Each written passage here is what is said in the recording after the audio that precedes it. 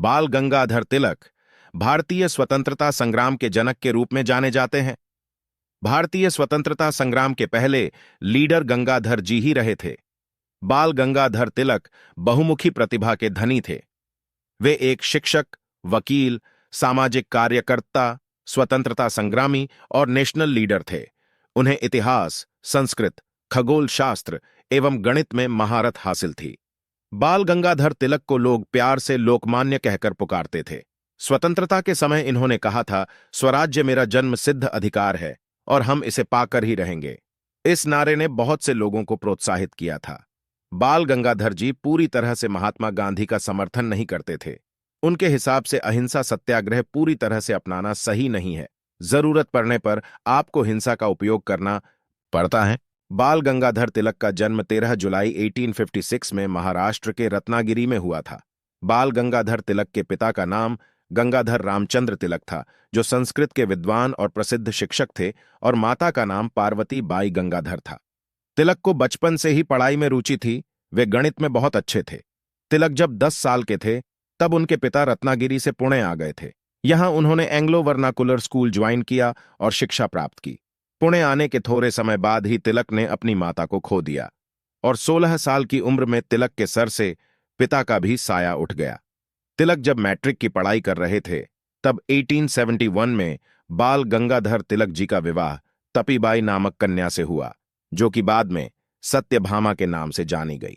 Matric की परीक्षा पास करने के बाद तिलक ने डेक्कन कॉलेज में दाखिला ले लिया, जहां से उन्होंने 1977 में बीए की डिग्री फर्स्ट क्लास में पास की। भारत के इतिहास में तिलक वो पीढ़ी थे जिन्होंने मॉडर्न पढ़ाई की शुरुआत की और कॉलेज से शिक्षा ग्रहण की थी। इसके बाद भी तिलक ने पढ़ाई जारी रखी और एलएलबी की डिग्री भी हासिल की। ग्रेजुएशन करने के बाद बाल गंगाधर तिलक पुणे के एक प्राइवेट स्कूल में गणित के टीचर बन गए। इसके कुछ समय बाद स्कूल छोड़कर वे पत्रकार बन गए। इस समय बाल गंगाधर जी देश में चल रही गतिविधियों से बहुत दुखी थे। वे इसके लिए बड़े रूप में आवाज उठाना चाहते थे। भारत में शिक्षा को सुधारने के लिए उन्होंने अपने मित्र के साथ मिलकर डेक्कन एजुकेशन सोसाइटी बनाई। इसी के अगले साल बाल गंगाधर तिलक ने 2 समाचार पत्रों का निर्माण भी शुरू किया। इसमें एक था केसरी, जो मराठी में साप्ताहिक समाचार पत्र था। दूसरा था महारत्ता, ये अंग्रेजी का साप्ताहिक समाचार पत्र था। थोड़े समय में ही ये दोनों समाचार पत्र बहुत प्रसिद्ध हो गए। अपने इन समाचार पत्र में तिलक भारत की दुर्दशा पर अधिक लिखा करते थे। वे लोगों के कष्टों का और वास्तविक घटनाओं की तस्वीर को इसमें छापते थे।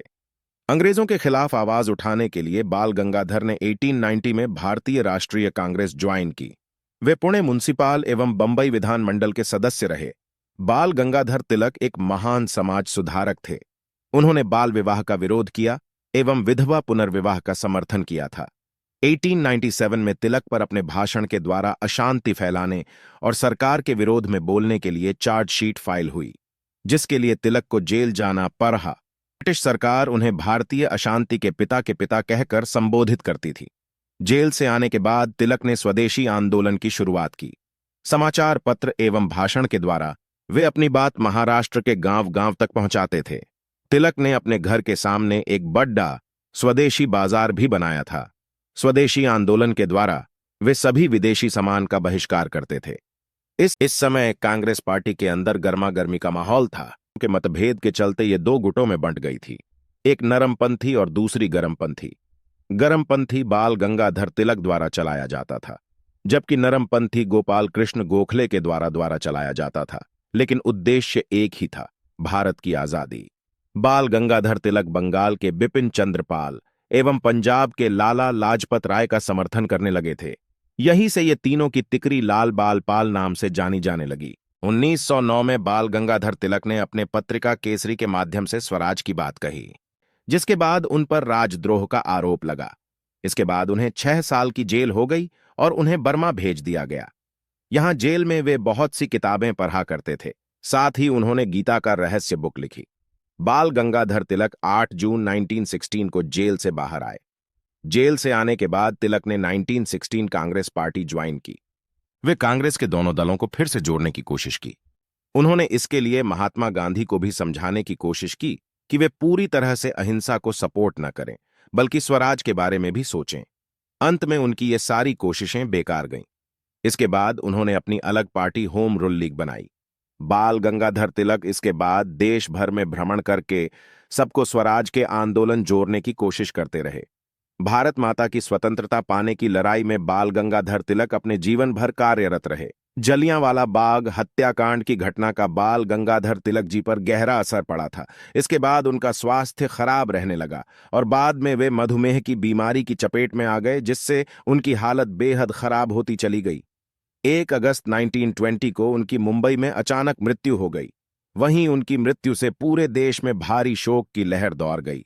उनके अंतिम दर्शन पाने के लिए उनकी शव यात्रा में लाखों लोगों की भीड़ उमड़ी थी।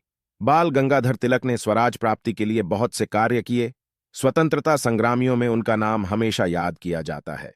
लोकमान्य तिलक जी के देश के लिए किए गए त्याग और बलिदान को कभी नहीं भुलाया जा सकता है। यह राष्ट्र हमेशा उनके कृतज्ञों का ऋणी रहेगा।